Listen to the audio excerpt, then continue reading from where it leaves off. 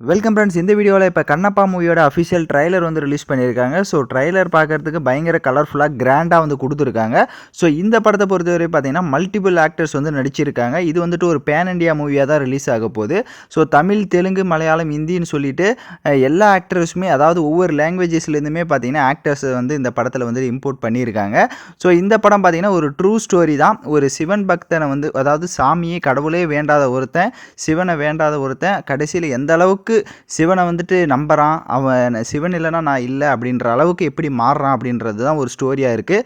So பிரபாஸும் பார்த்தீங்கன்னா ஒரு main character வந்துட்டு வராரு. அப்புறமா மோகன்லால், ஸோ இன்னும் அக்ஷய்குமார், ஸோ எல்லாமே இந்த மாதிரி பெரிய பெரிய ஆக்டர்ஸை பார்த்தீங்கன்னா உள்ளே கொண்டு வந்திருக்காங்க.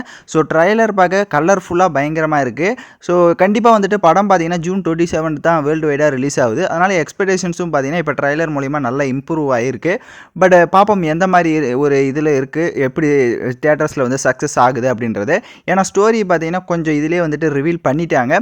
ஸோ அதனால் தியேட்டரில் எந்த மாதிரி பெர்ஃபார்ம் பண்ணுன்றதை வெயிட் பண்ணி தான் பார்க்கணும். தமிழ் ஆக்ட்ரஸும் பார்த்தீங்கன்னா நிறைய பேர் நடிச்சிருக்காங்க. சரத்குமார், காஜல் அகர்வால், அப்புறமா ஹீரோயின்ஸு. ஸோ நல்லா இருக்குது பார்க்க. ஸோ June 27 தியேட்டர்ஸில் ரிலீஸ் ஆகுது. வெயிட் பண்ணுவோம்.